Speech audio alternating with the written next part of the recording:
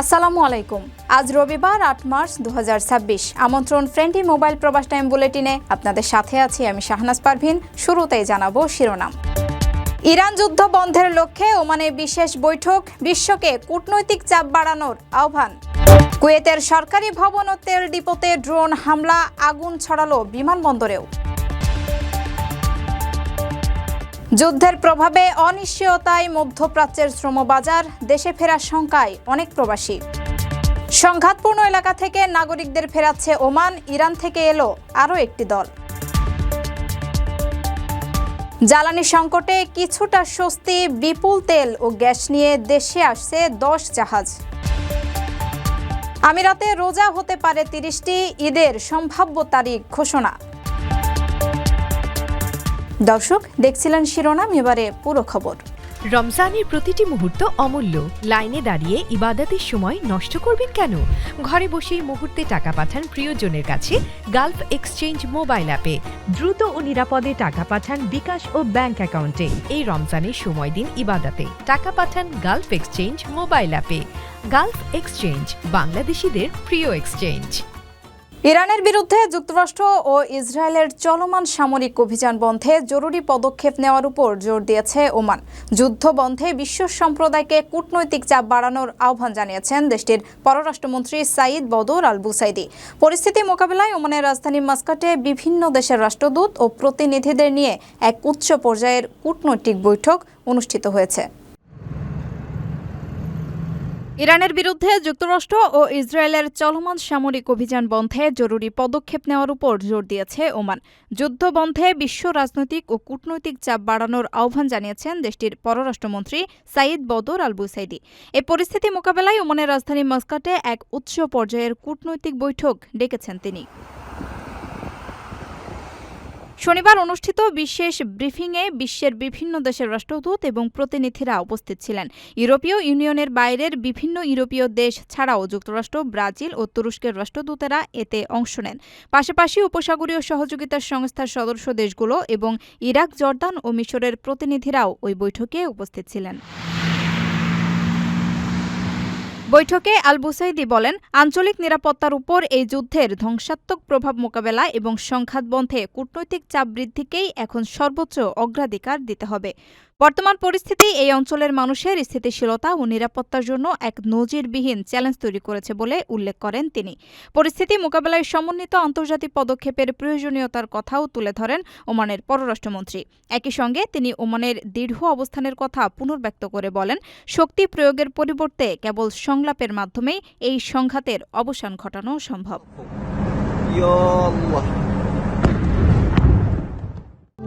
প্রবাসীদের জন্য নির্মাণ হচ্ছে দেশের প্রথম স্মার্ট সিটি, যেখানে থাকছে স্কুল, মসজিদ, হাসপাতাল, সুইমিং পুল, হেলিপ্যাড, পাঠাগার, জিম, সুপারমার্কেট, শিশু পার্ক সহ সকল নাগরিক সুবিধা। মাত্র 30 লাখ টাকা বিনিয়োগে মিলছে আকর্ষণীয় ফ্ল্যাট। প্লাটিনাম ইনভেস্টরদের জন্য ঢাকা বিমানবন্দরে ভিআইপি প্রোটোকল সুবিধা। বিস্তারিত জানতে যোগাযোগ করুন স্ক্রিনে দেয়া হোয়াটসঅ্যাপ অথবা ইমো নাম্বারে। কুয়েতের একটি সরকারি ভবন ও দুটি তেলের ডিপো লক্ষ্য করে ভয়াবহ ড্রোন হামলা চালিয়েছে ইরান। কুয়েত নিউজ এজেন্সির তথ্য অনুযায়ী সরকারের সামাজিক নিরাপত্তা বিভাগের 22 তলা সদর দপ্তর ভবনে এই হামলায় বড় ধরনের অগ্নিকাণ্ড ও ক্ষয়ক্ষতি হয়েছে।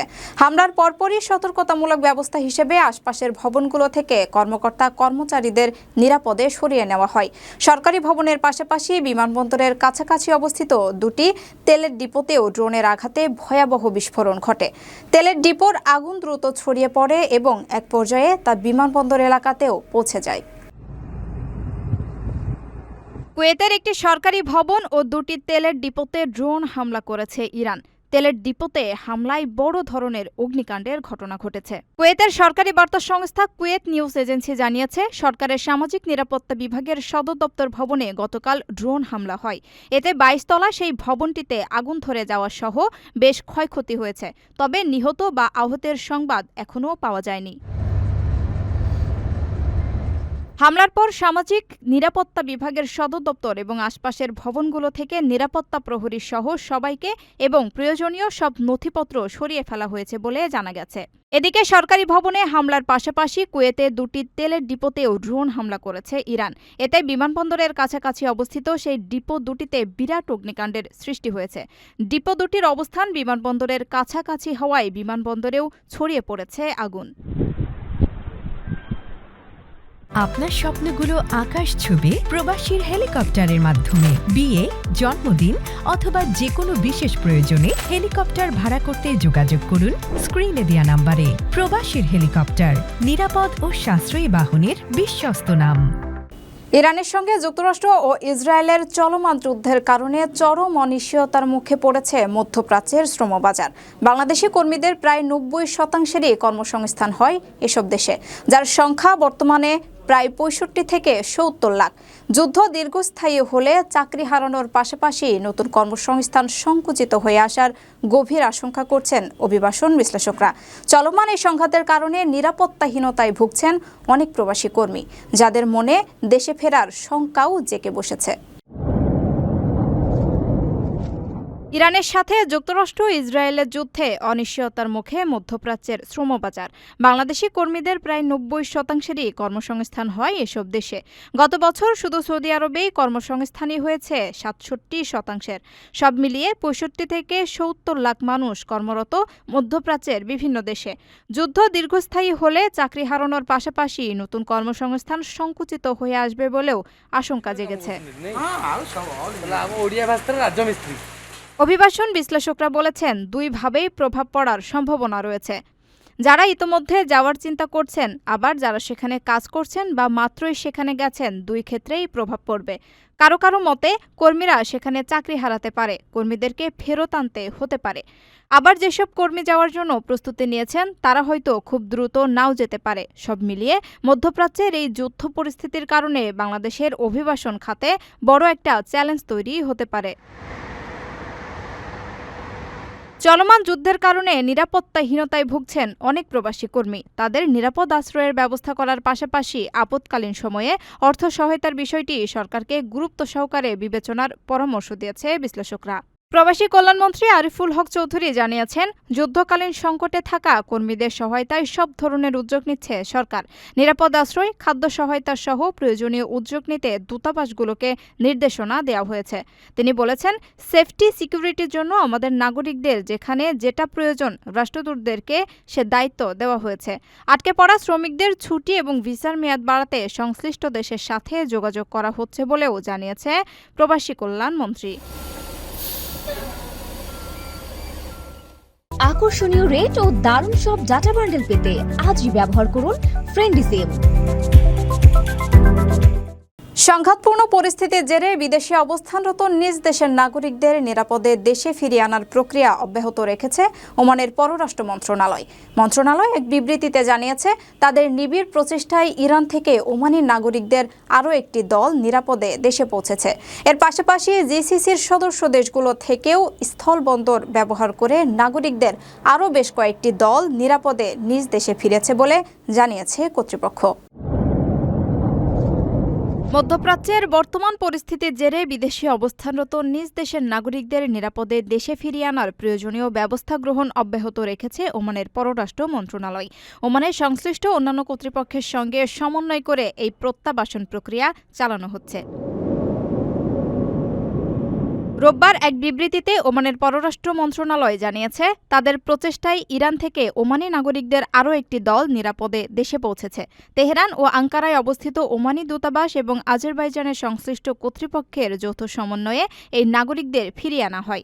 স্থল ও আকাশপথে সুশৃঙ্খলভাবে তাদের এই নিরাপদ স্থানান্তর নিশ্চিত করা হয়েছে। ইরান ছাড়াও স্থলবন্দর ব্যবহার করে উপসাগরীয় সহযোগিতা সংস্থার সদস্য দেশগুলো থেকে ওমানি নাগরিকদের আরও বেশ কয়েকটি দল নিরাপদে নিজ দেশে ফিরেছে বলে জানিয়েছে মন্ত্রণালয়। নাগরিকদের সার্বিক নিরাপত্তা ও সুরক্ষা নিশ্চিত করে পর্যায়ক্রমে তাদের দেশে ফিরিয়ে আনার এই প্রক্রিয়া অব্যাহত থাকবে বলে জানিয়েছে ওমানের পররাষ্ট্র মন্ত্রণালয়। মধ্যপ্রাচ্যের ক্রমবর্ধমান যুদ্ধ পরিস্থিতির কারণে জ্বালানি আমদানিতে যখন তীব্র অনিশ্চয়তা দেখা দিয়েছে, ঠিক তখনই কিছুটা স্বস্তির খবর নিয়ে চট্টগ্রাম বন্দরে আসে তেল ও গ্যাসবাহী 10টি জাহাজ। পারস্য উপসাগরীয় অঞ্চলের দেশগুলো থেকে রওনা হওয়া এসব জাহাজে 4টিতে এলএনজি, 2টিতে এলপিজি এবং বাকি 4টিতে ডিজেল সহ অন্যান্য জ্বালানি মিলিয়ে মোট প্রায় 4.25 লাখ টন জ্বালানি রয়েছে। মধ্যপ্রাচ্যের ক্রমবর্ধমান যুদ্ধ পরিস্থিতির কারণে জ্বালানি আমদানিতে যখন তীব্র অনিশ্চয়তা দেখা দিয়েছে, ঠিক তখনই কিছুটা স্বস্তির খবর নিয়ে চট্টগ্রাম বন্দরে আসছে তেল ও গ্যাসবাহী 10টি জাহাজ। পারস্য উপসাগরীয় অঞ্চলের দেশগুলো থেকে রওনা হওয়া এসব জাহাজে সব মিলিয়ে প্রায় 4.25 লাখ টন জ্বালানি রয়েছে। বন্দর সূত্রে জানা গেছে, এই বহরের 4টিতে তরলীকৃত প্রাকৃতিক গ্যাস বা এলএনজি, 2টিতে তরলীকৃত পেট্রোলিয়াম গ্যাস বা এলপিজি এবং বাকি 4টিতে ডিজেল সহ অন্যান্য জ্বালানি তেল পরিবহন করা হচ্ছে। গত 28 ফেব্রুয়ারি ইরানের উপর যুক্তরাষ্ট্র ও ইসরায়েলের যৌথ হামলা এবং এর পাল্টা প্রতিক্রিয়ার জেরে হরমুজ প্রণালী ঘিরে চরম উত্তেজনা বিরাজ করছে। বিশ্বের তেল ও এলএনজি সরবরাহের প্রায় 1/5 এই পথ দিয়ে পরিবাহিত হয়। ইরাক, কাতার, সৌদি আরব, কুয়েত ও আমিরাত সহ মধ্যপ্রাচ্যের 7টি দেশের সঙ্গে বাংলাদেশের পণ্য পরিবহনে প্রধান মাধ্যম এই হরমুজ প্রণালী। ফলে যুদ্ধ পরিস্থিতির কারণে ওমান উপসাগর হয়ে পণ্য পরিবহন এখন মারাত্মক ঝুঁকির মুখে। এমন অস্থির পরিস্থিতিতে বৈশ্বিক বাজারে জ্বালানি তেলের সরবরাহ ব্যাহত হওয়ার প্রবল আশঙ্কা তৈরি হয়েছে। এই সম্ভাব্য সংকট মোকাবিলায় গত শুক্রবার থেকে জ্বালানি তেল বিক্রির একটি নির্দিষ্ট সীমা বেঁধে দিয়েছে বাংলাদেশ পেট্রোলিয়াম কর্পোরেশন বা বিপিসি। চরম উৎকণ্ঠার মাঝেও এই 10টি জাহাজের চট্টগ্রাম বন্দরে আগমন দেশের জ্বালানি খাতে সাময়িক স্বস্তি এনেছে। সংযুক্ত আরব আমিরাতে আসন্ন পবিত্র ঈদ উল ফিতর আগামী 20 মার্চ উদযাপিত হতে পারে বলে সম্ভাবনার কথা জানিয়েছেন জ্যোতির্বিজ্ঞানীরা। শারজা একাডেমি জ্যোতির্বিজ্ঞান পর্যবেক্ষণ কেন্দ্র জানিয়েছে, গাণিতিক হিসাব অনুযায়ী এবছর রমজান মাস 30 দিন পূর্ণ করতে পারে। আগামী 18 মার্চ সন্ধ্যায় নতুন চাঁদ দেখার কোনো সম্ভাবনা নেই। সার্বিক পর্যবেক্ষণ ও বৈজ্ঞানিক হিসাব নিকাশ শেষে একাডেমি এই সিদ্ধান্তে পৌঁছেছে যে সংযুক্ত আরব আমিরাত সহ অধিকাংশ মুসলিম দেশে এবার 30টি রোজা শেষে 20 মার্চ পবিত্র ঈদ উল ফিতর উদযাপিত হতে পারে।